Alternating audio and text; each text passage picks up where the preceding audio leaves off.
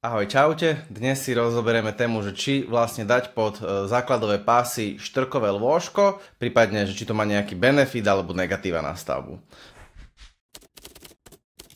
Posledne som totiž to dával príspevok o základovej doske, plus takisto aktívne, ak niekto rozoberá teda témy, ktoré im sa týkajú stavebníctva, rozumiem, tak sa snažím teda nejakým spôsobom pomôcť. Došlo mi na základe komentárov teda, že veľa ľudí, a hlavne teda rôznych majstrov, ktorí sa hýbu okolo stavieb, ale aj bežných laikov, sa rozhoduje v rámci štrkového lôžka, prípadne vystúže do základov veľmi empiricky, to znamená na základe nejakých pocitov, čo je pri tom stavebníctvo téma, kde by to vlastne malo byť posúdené nejak exaktne, nie na základe teda pocitov. Ako to teda naozaj je s tým štrkovým lôžkom a že či teda môžem dať to štrkové lôžko len sám, pretože si myslím, že to vylepším nejak vlastnosti, je to veľmi zle si niečo takéto myslieť, pretože existujú napríklad triedy zemín ako plastické ily, triedy F5 a vyššie, alebo aj rôzne iné, kde ak by som teda štrkové lôžko dal, doslova tej stavbe poškodím.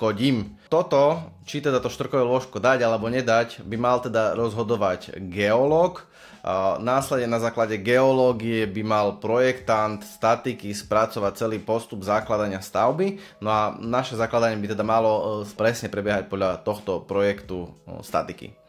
Ak to už takto pedantne a správne nerobím, určite z vlastnej vole nerozhodujte, či tam teda to štrkové lôžko dať, nedať, prípadne či tam tú výstuž dať.